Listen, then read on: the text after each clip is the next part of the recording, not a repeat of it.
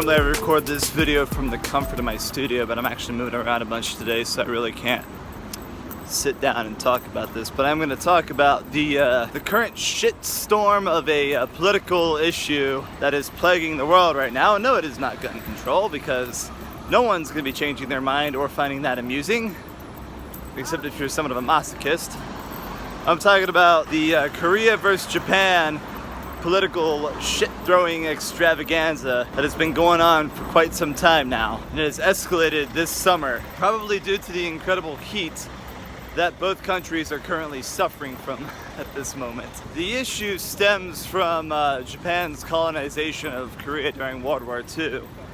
And it was originally a offshoot of the protests against some Japanese politicians' denial that comfort women exist. Not comfort women being the sex slaves. And then of course it's pretty obvious and acknowledged, and even there have been reparations made by companies that were enslaving or under, putting Koreans under duress contracts throughout World War II. Yeah, a lot of these were rectified in the 1960s under a number of agreements, including a number of companies in Japan, especially Mitsubishi, promising restitution and reparations for what they did over World War II, right? So for the longest time, especially the 70s, 80s, and early 90s, this whole issue was pretty much just swept under the rug. There was bigger political issues afoot, domestically in Korea and of course internationally. So this whole thing was just like, okay, yeah, it's settled. We signed an agreement in the 60s. And then in the 90s, I believe, full diplomatic status was restored between Japan and Korea. So yeah, it looked like for a while everything was, going really good. And then of course throughout the 90s, when Korea's economy was one of the best ones in Asia, next to Japan's number 2 economy in the world. Yeah, they were huge trading partners, and these companies that were once enslaving Korea during the war, they were huge partners with Korean companies throughout the 90s and early 2000s. And everything changed. Now, I do not know who threw the first brick through the window of shitstormery, but in the last 5, 6, 7 years, especially under the conservative Abe government, the diplomatic rhetoric between the countries escalated big time. Actually, it's not just the Abe government. I gotta make sure I'm very clear about that. It's not just the Abe government. The Park government of South Korea, it was also escalating problems as well. Now, everyone knows about President Park at this point. She's been completely removed from office. An absolute joke of a politician, an absolute joke of a human. I'm not a fan of President Park whatsoever. So yeah, she was removed from office. Let me step back a little bit. And I know this is a bit of a jumbled vlog already, but let me just step back. Before she was removed from office, they had the Sewol ferry sinking incident. President Park was reportedly, according to South Korean sources, at a religious nun's husband's house, reportedly having some sort of liaison. For years, President Park was affiliated with this mystic named Chon Soon-sil. I'm probably mispronounced that completely, but yeah, this person was definitely some sort of swindler, scandaler, one of those, pretty bad religious people. I don't know what sort of religion that this person was a part of, but that was the scandal, and people kind of knew that she was giving a lot of influence to this mystic person. And it was common knowledge until people were like, oh wait, this isn't good. Because of that, everybody who was pretty much against the shit show of politics that President Park had, I shouldn't be talking over this thing. Everybody that was against everything that President Park stood for kind of rose up and was like, oh, this is not good. Now all of this was in the lead up to the 70th anniversary of World War II. And a lot of people were really upping the rhetoric against Japan outside of Japan. So many protests, so many people just absolutely pissed off all the time. It was really bad. One train ride later, I am back in my neighborhood.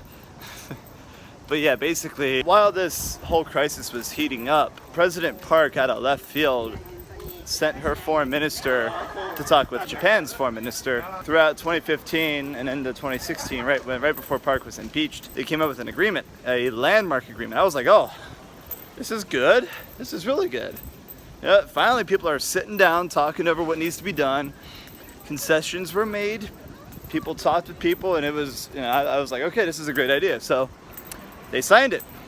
Japan signed it. It's a legally binding treaty contract, right? So I didn't realize that at first. I thought, okay, finally diplomacy. But then everyone was like, oh, Park pulled this out of left field because she wanted to distract people from her impeachment, upcoming impeachment. I'm like, oh. A lot of people would be, yeah, okay, tinfoil hat this, right? But no, actually, that made sense. That made a lot of sense. So because of that, immediately when the opposition party took over power, they began a whole series of dismantlings and abrogations of that treaty. And, Japan's hands are tied here. Japan was like, wait, okay, we signed a deal in the 60s.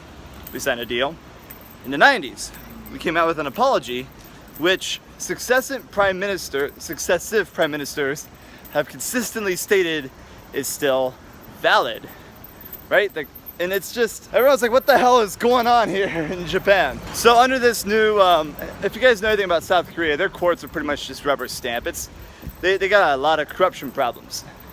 Not saying Japan doesn't have corruption problems. Everyone knows Japan has trouble. Like, look at the Moritomo Gakuen incident between Abe and some right-wing nationalists that tried to open up a brainwashing school in Osaka and got caught getting land for the cheap. That's still going on here.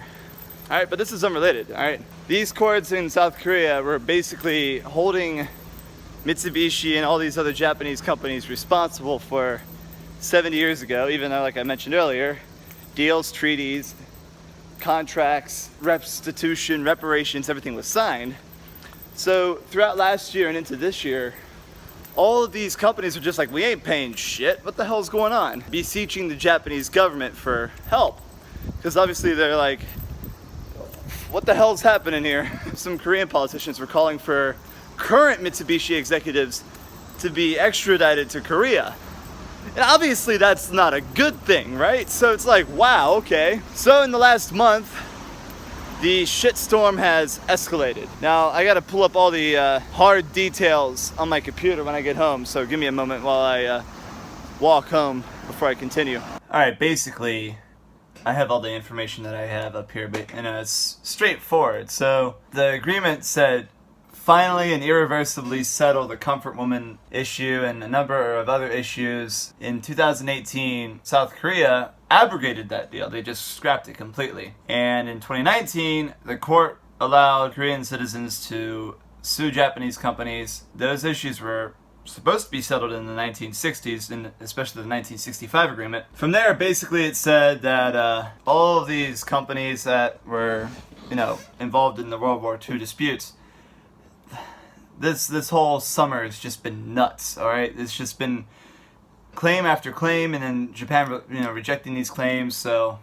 I don't know. So Japan removed South Korean companies off of the so-called white paper. Actually, I didn't even see this part here. One of the things on the Blue Book of Diplomacy with the Ministry of Foreign Affairs here in Japan, they actually removed any reference from Korea being an important neighbor. They removed that completely.